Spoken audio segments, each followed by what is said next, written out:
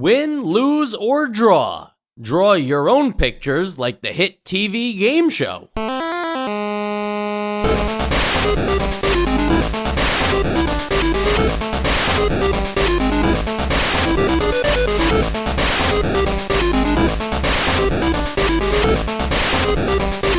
And welcome to Nostalgia, a chronological exploration of every NES game released in North America. I'm Mike. I'm Sean. And I'm Joe.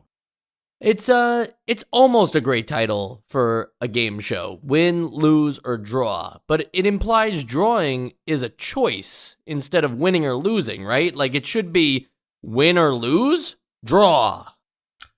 I mean, yeah, I get they wanted to make the pun work, but I guess I've never seen this actual game show because I did think it was like a Double Dare type thing. Little hint, shout out to next week, but like a Double Dare type thing where it's like you can either answer the question right, but if you lose, you have to draw. You have to draw in order to make up your points or something like that. I don't know. I thought draw was like what you had to do. Got it. So it was like you thought it was going to be trivia and then draw if you didn't get the trivia correct? Yeah, draw is like the physical challenge in Double Dare. Okay, great. I'd say I didn't. This just went straight over my head. I thought it was just a very descriptive, boring title. Like it was just in the game, you could either win or lose or tie. Yeah, it's just like describing like the basic element of game. Yes, exactly. And that's really the whole overview for the entire game, whether you're familiar with the show or have the home version or have ever played the idea of just, what is this? Like, Pictionary. Not sure. Yeah, Pictionary. Right? If you've ever just played a game where you draw things and people guess at them, that's what win, lose, or draw is. You are just drawing or being drawn at and guessing. So first question for everybody. Do you prefer to be the drawer or the guesser? I prefer to be the drawer, the drawist. The artist. The drawist. I think I'd also like to be the drawist because it's more fun to be able to like come up with a creative way to get the person to guess. I mean, I'm talking if we're drawing on paper and not on the NES. Yeah, I don't know if this is like a type A thing or something, but it's telling that all three of us have that opinion because I think it is more stressful to be the guy who has to guess. I'd rather be the one, like even in charades, it doesn't matter what the game is. I'd rather be the person who's performing the action or doing the thing than be in the hot seat having to guess and know all the pop culture references. I'm thinking of that game Heads Up where you put the phone over the top of your head and people shout. Yeah, people like shout at you things. It's like, I'd rather be the one shouting things at this person who's very confused than have to be like, oh, how do you not know that? Like, oh, come on, it's so easy. It's like, that stresses me out. That's the difference. I would prefer to be the one being like, how can you not understand how I'm trying to communicate to you? Than on the other end, like, I'm having trouble communicating to this person. So I think it's more just like a protection of my own psyche. It's dignity, Sean. Don't you know dignity when you're looking at it? I suppose it might be dignity. That was a Simpsons joke for all the fans back at home. I don't watch that show. All right. Here's an interesting thing about win, lose, or draw. The video game. I don't know if it's true on the show. Men and women cannot play on the same team in the game. That would be illogical, according to the game. I believe that is the game. Yeah, there'd be no reason. So it's kind of like also a battle of the sexes thing, even though that's its own board game. Did you guys watch the show at all? I saw it on the Game Show Network back in the day. I didn't like catch a refresher to be a spot on for this episode. So I'd never seen it again in my life, like we described. I didn't understand what the title meant. But I did watch, a good 10 minutes of the show. And yeah, I think the whole men versus women thing, like that's by design. But I don't know if it had like a daytime TV slot, because the only like guest stars that I saw were daytime TV stars. Sean, it currently has a daytime TV slot. It's still a show going. Still? It's still a show. I think Wayne Brady hosts it. Are you kidding me? Yeah. Not Wayne Brady. He does Wayne Gretzky. He's got to do something musical, right? Wayne Brady does Let's Make a Deal, which I would love to see an NES game of Let's Make a Deal, because that would be bonkers. But not Deal or No Deal. It's hosted by the guy from, like, Scream 2, which sounds very weird, but, like, I don't know. I don't think that's true. I have like a picture of this guy in my head, and I only know from like seeing it on during the gym. No, not David Arquette. That would be funny if that's what I was referring to. I'm referring to the other guy from Scream 2. I only know David Arquette. You want to fill up some time while I try to figure out who the host is? Sure. So, so yeah, that was. It also just didn't have to. It didn't seem to have many rules. It didn't seem to have much decorum. Everyone was just sort of talking over each other, and I get that's the point of like playing the game is shouting things over and over and wondering why you're not getting it right. But even when they're just sort of talking between rounds, it seems to just be like very casual. No one really is that excited to be there or like disappointed to be there. It's just like a chat. It was weird. Are they like, I was gonna say, because I switched over from when I'm usually watching my gameplay footage. Now I'm just watching muted win, lose, or draw 1988 footage. And it looks like weirdly like a sitcom to me. Like it looks like they're in like a living room set. Oh yeah, like, it definitely is like a living room house plant set behind them. Yeah, there's a guy playing a harmonica for some reason. I don't know what's going on without context. But is it like, are these people all like quote unquote like daytime celebrities or something, or are there actual like normal people contestants? This is my watching it for 10 minutes expertise. There were 2 daytime television stars per team, and then 2 quote-unquote normal people per team, which were usually from the LA area. One was a teacher, and one was a physical therapist or physical trainer or something like that. So they pit like 2 quote-unquote celebrities, and then 2 people that are probably hoping to one day become celebrities that are just still stuck with normal people jobs right now. And then they play they play Pictionary with each other, and that's the show. And then there was like a host that I guess was famous in her own right, but I didn't recognize her. She looks familiar to me, actually. Is this the short-haired redhead? Yeah. Okay. Who is that? I don't know. Guys, I'm back with some answers. Okay, do you know who the short-haired redhead is? No, I'll get that next. But so good news, I was right. This guy, Jerry O'Connell, was in Scream 2. He played Sid's boyfriend that she assumes is the killer. And that's great, but he was also in Kangaroo Jack. I'm sure people remember him from Kangaroo Jack more than this. But anyway, he hosts Pictionary on Fox. So it's so similar that I thought I was watching Win, Lose, or Draw instead of Pictionary. Because I grew up in the Win, Lose, or Draw timeline of the Berenstain Bears. Oh, yeah. Now that the worlds have collided, I just assumed that Pictionary was also Win, Lose, or Draw. But anyway, he does that, and he's the host of that, and that's what's going on. So it's not incorrect to say that there is a version of Win, Lose, or Draw. It's just not those exact rules. It's the Pictionary style rules. Yeah, that was another thing. When I was watching the show, like they don't even seem to have any care in the world about actually like following any kind of rule set because they're writing words. That like if they can't get it, they actually write out a word and then the host doesn't do anything about it. And like, can you control them? Can you get a handle on the situation? The one clip I watched, someone just wrote a word on the board, and I was like, well, that's not the game. That's just reading. Humans just can't help themselves. That's why the NES version is better, because computers know better than to write out words. Right. It's the same way that like why NES baseball is better than like actual baseball, because the computer knows like if he was safe or he is out. There's no human error. I suppose the only thing with that would be like the show seems to be about good vibes only, or the 80s version of that. And it would just be kind of a bummer to hear a host like sort of chastise a player for breaking the rules by doing that and being like, you're stupid, you can't write that, you know? No, I guess I was expecting there to be a little more honor among the players. Just honor system. Your friend's having a good time, you know? I mean, these are actors during the strike. It was funny that apparently there was a strike in 1988 too. Again, 10 minutes of watching the show. This is all the information I have. We got to fill up 30 minutes here, so...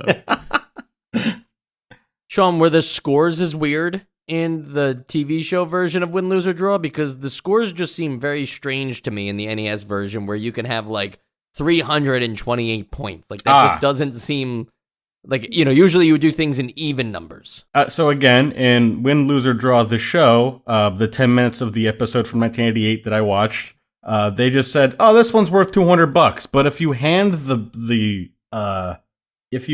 the marker off, which I guess you can do, and then you're just barred from shouting out words that obviously aren't the drawing, then it's only $100. In the game, Win, Lose, or Draw, you just get the 100 points plus every 10 seconds that you leave on the clock. So if you're fast, you get another 1 point, which is weird because then you get totals like 204.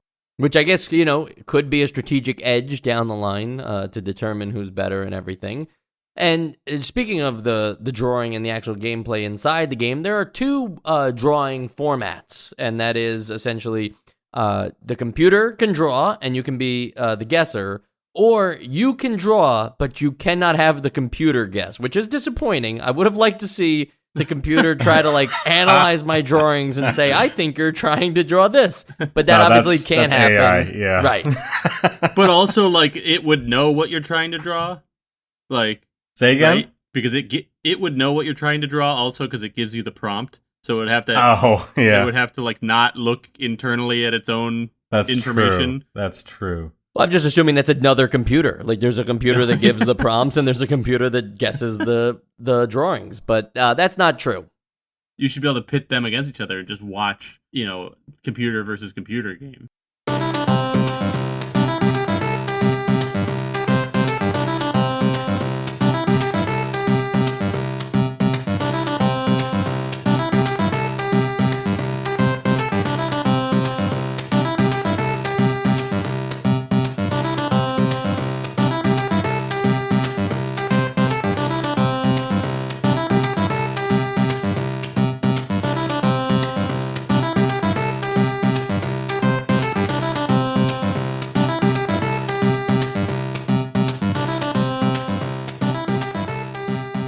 So talk about computer draws first. A computer drawing pictures that you have to guess is a little different than a human coming up with pictures that you have to guess, because I guess the human brain can come up with so many ways, right and wrong, to solve the prompt, right? It doesn't have to, it could be abstract.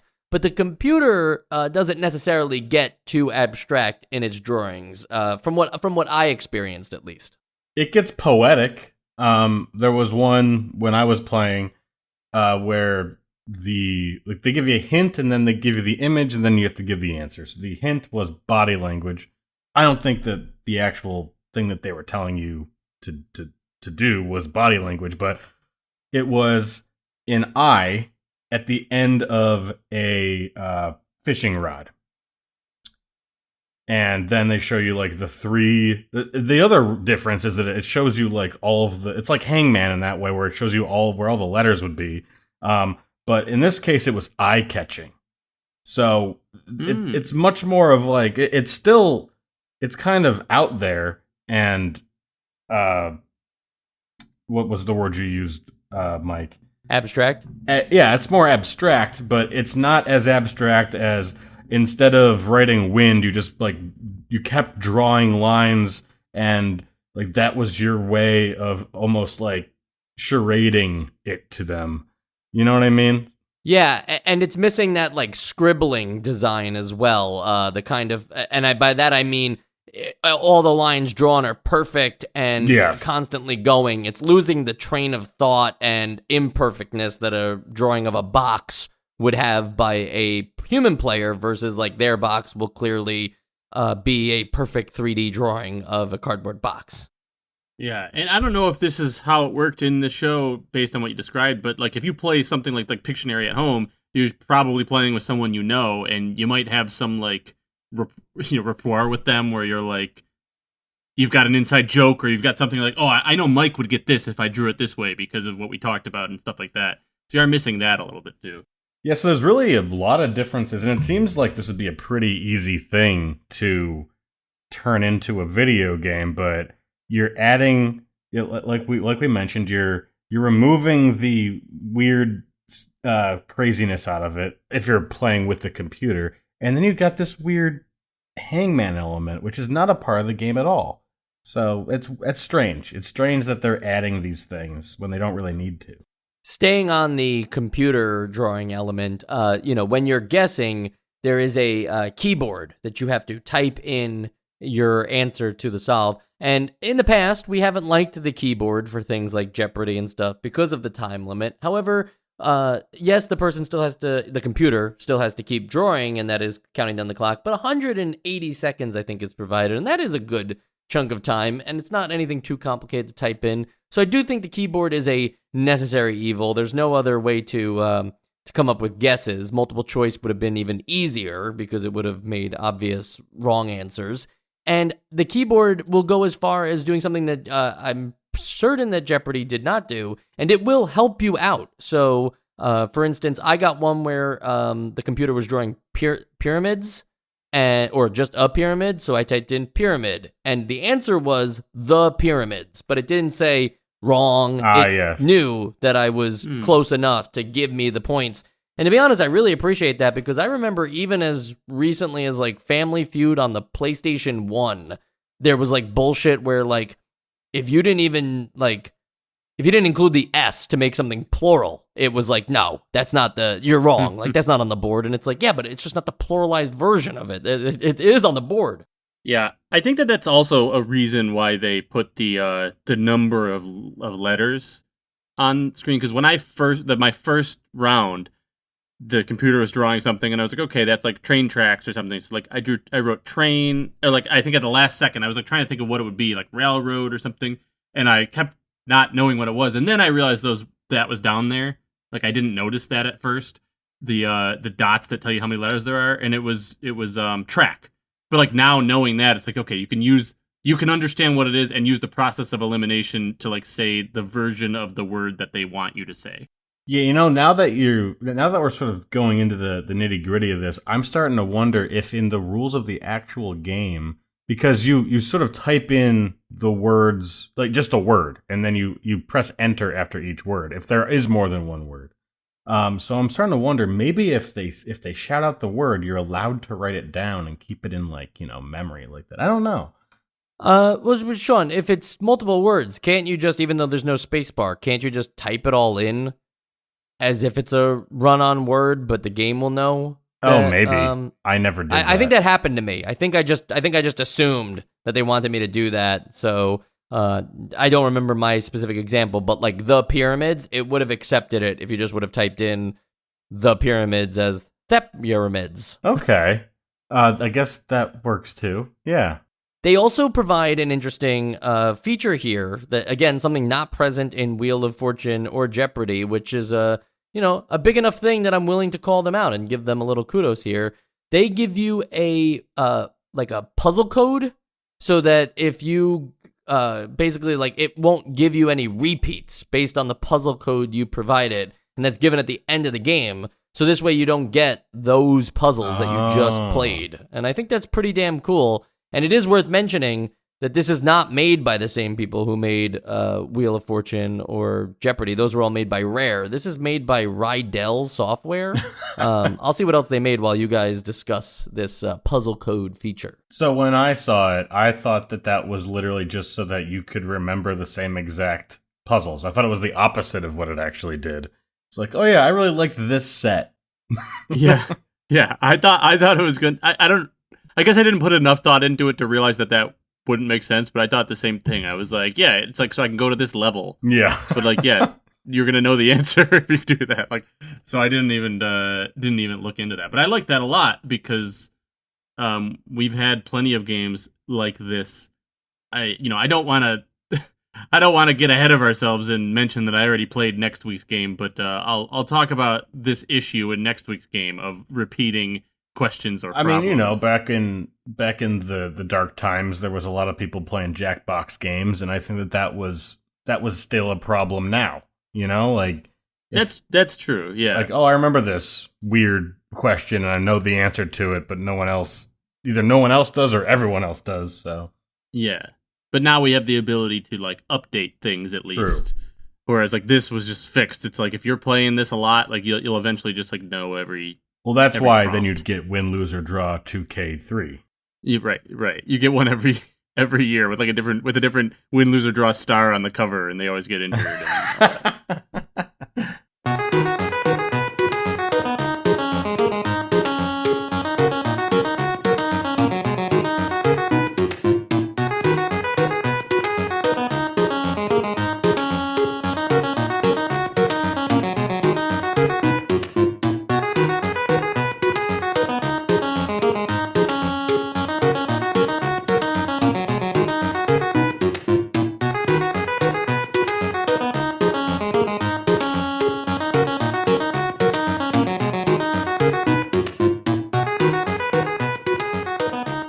I wasn't planning on doing like a developer thing or anything like that, so I didn't look into Rydell software before just now. And it's interesting because, you know, the video game dev industry in itself is always a series of interesting decisions and franchises, and you never know who owns what.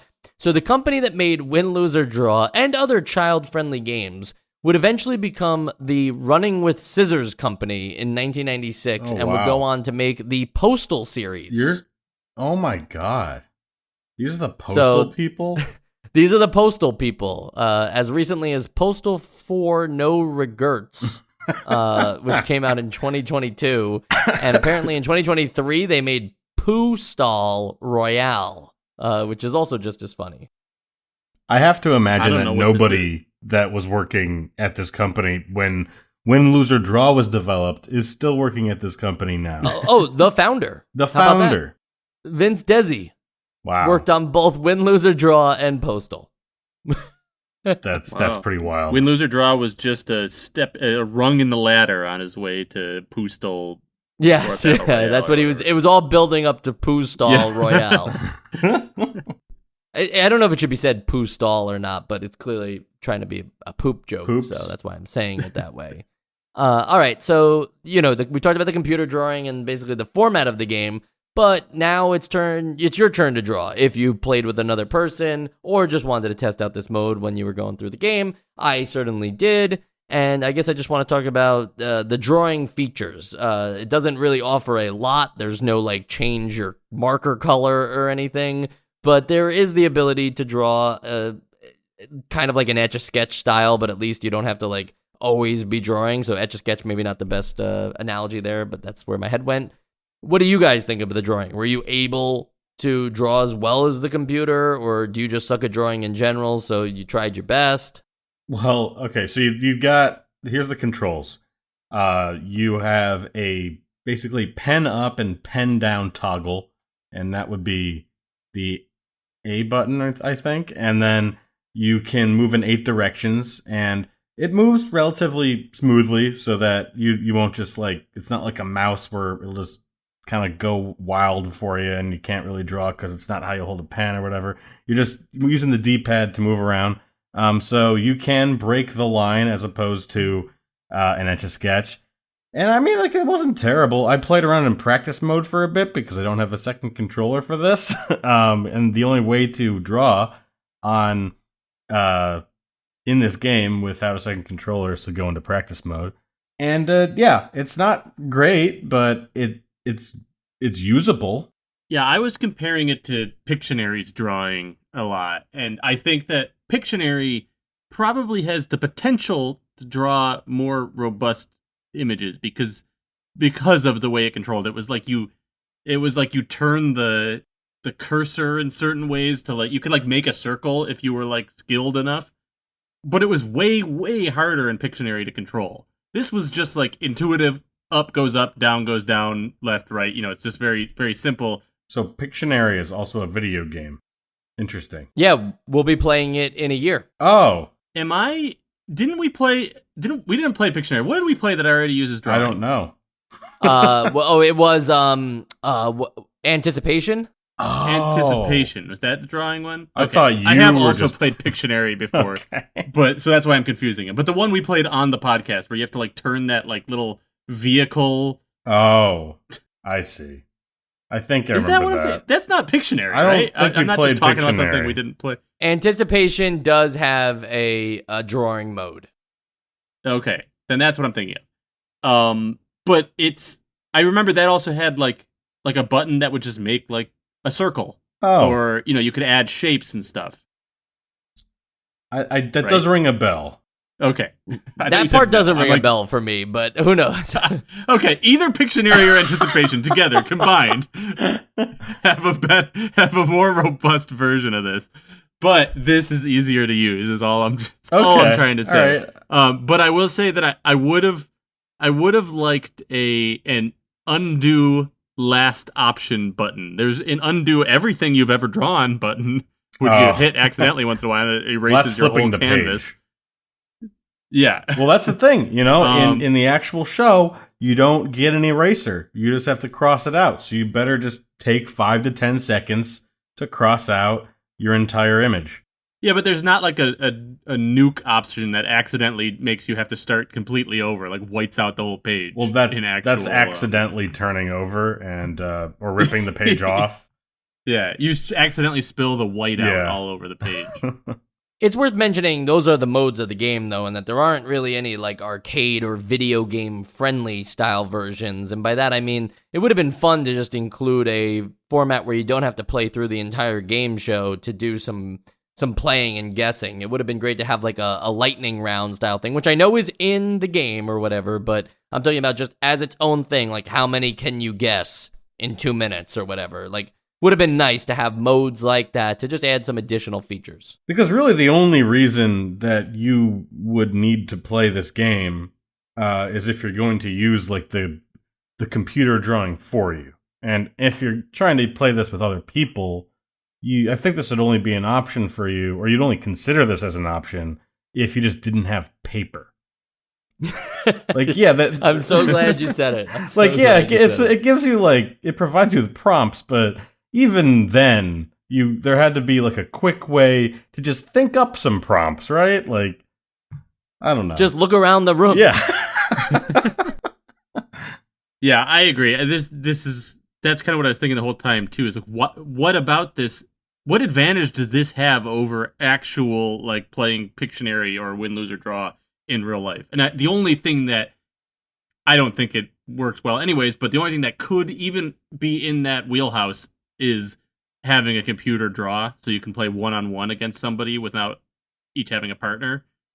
But like, without drawing, is it worth it when this is the result? Yeah. No, this game will be very useful if you are the last man alive, because then you won't have somebody else to play with on No, pen it and paper. won't, because you have to play 2-player. No, you can play 1 player. Yeah, with the computer. You can play 1 player? How do you play 1 player? Well, you player? don't play against another team. It's just the other couch is empty. Yeah, but somebody, like, they don't answer when it's their turn. Unless I just missed the 1-player option. Yeah, you just make it so that you choose whether you want men or women on team 1, and then, because you need to have somebody in team 1, and then for team 2, you could have men, women, or no one. Oh. It's just an empty couch. It's just an empty couch. Maybe I'm thinking of Pictionary. God damn it, Joe. On the sequels and spin-off side, High Tech Expressions, another game development studio, released 2 versions of Win, Lose, or Draw on the DOS Microsoft systems. Those games came out in 1988, and a junior version came out shortly after. Really only mentioning this because I'm sure it's a lot easier to draw with a mouse than it is with an NES controller, and because of this junior phase that was just... do you think... Obviously, this is a joke, but do you think Donkey Kong Jr. formed off the whole video game junior version of things, or is this a holdover from board games where board games would get Monopoly Junior Edition? It seems crazy that we've had, not only just on this system, but in general, this dumbing down of what aren't even really trivia games anymore. They're just game shows, and they're they need a junior version as well. I don't know. I mean, I think it's just a cultural thing, because have you not seen Beer Pong Junior or I have not. King's Is that Cup really Junior? a thing? No, I'm making it up. That'd be funny though. It's with apple juice. I'd play it. And this version is near and dear to me because it's what I grew up on, and it is a plug-and-play console version, which was released in 2005. And believe it or not, it actually lets you, like, it comes with a tablet that you plug and play, and you have a pen, and you draw on that tablet, and then it goes on the screen. So that's pretty cool. Granted, it doesn't really work that well, and so the drawing is actually even worse than what you're able to do on the NES because the pen has to really make some real hard physical contact with that tablet. I'm calling it a tablet, but don't picture like an iPad. It's basically just like a whiteboard that you're putting an electronic pen against. And I just wanted to take a moment to say, like, forget the win, lose, or draw plug and play. Do you guys just remember plug and plays in general? They were like huge in the mid 2000s. I'm just surprised that in the mid 2000s. Yeah, like just you plug in like the like they made it for everything. Yes, you're right. Yeah, for some reason they'd have like a SpongeBob one. Yes, I had the SpongeBob. I had one that had like over 100 games, and most of them were like variations of solitaire. But for some reason, I was you were saying plug and play, and I was hearing speak and spell. I don't know why. I was like, that's before our time, Mike.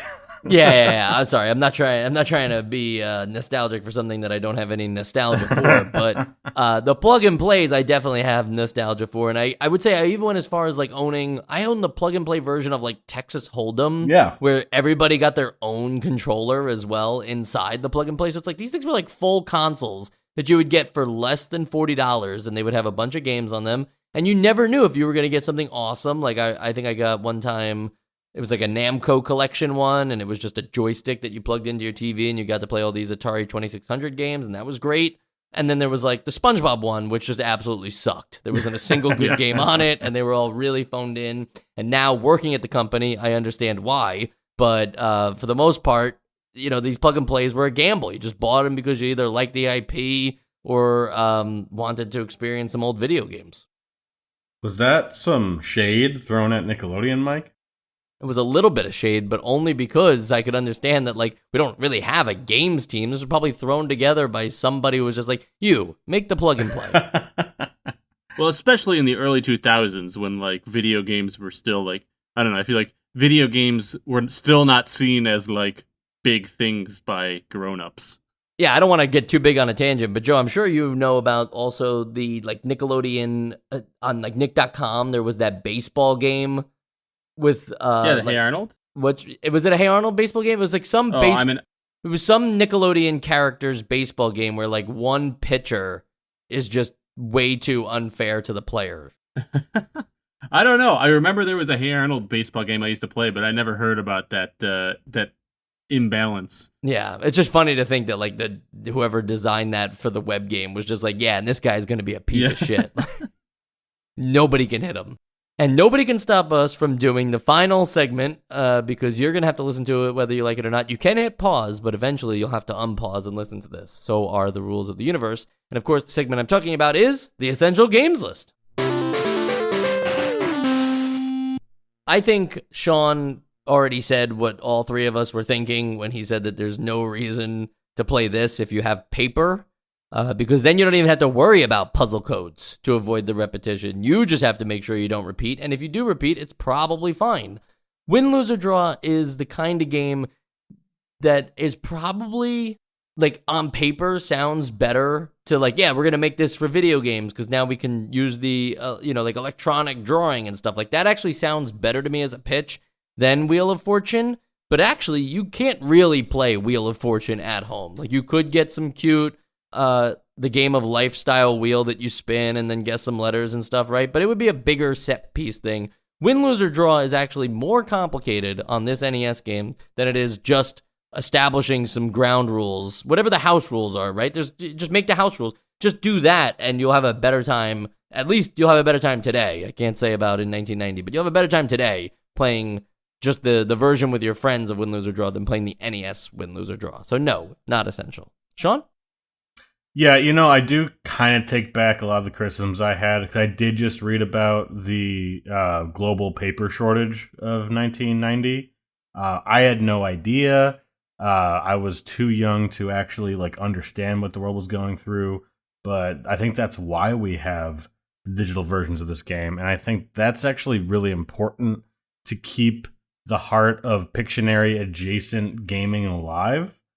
So while that may be the case, I can't like use those historical examples to make this an essential game, but I at least understand it better now.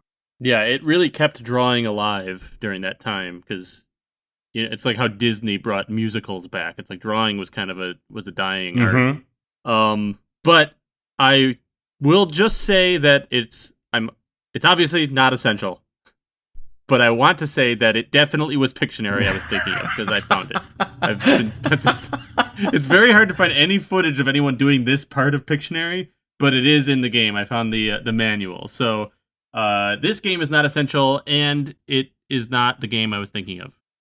So it wasn't even the game you were thinking of. That's great. This whole time, this whole episode, you were just thinking about Pictionary.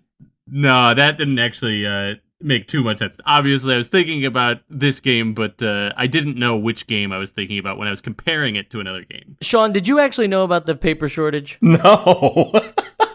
That is so funny. So Sean mentioned, obviously, in his Essential Games list vote, the paper shortage of 1990. And I just wanted to do just a quick Google search or whatever. And I did find a New York Times article from February 9th, 1988, talking about how we are on the road to a paper shortage, and by 1990, production could be significantly curbed. I totally made that up. Well, sorry. Fantastic. You've created a whole... I was coming from the Berenstain universe, and now I'm in the Sean Paper universe. Yeah. You had an abundance of the things that I say end up happening 20 to 30 years earlier. It's no secret that next week we're playing Double Dare. Joe mentioned it several times. I guess you could say he's very excited about it. Yes, we both work at Nickelodeon, so obviously we're familiar with Double Dare. But Sean, you don't work at Nickelodeon, so maybe you're not excited. Are you excited? Double Dare? Any nostalgia? You'll hear next week. Yeah, if we need anyone to be not a corporate shill. Yeah, you guys kind of are that. Sean will be the guy. Yeah. Yeah, I've actually already been told that I need to only say positive things and put it on the Essential Games list.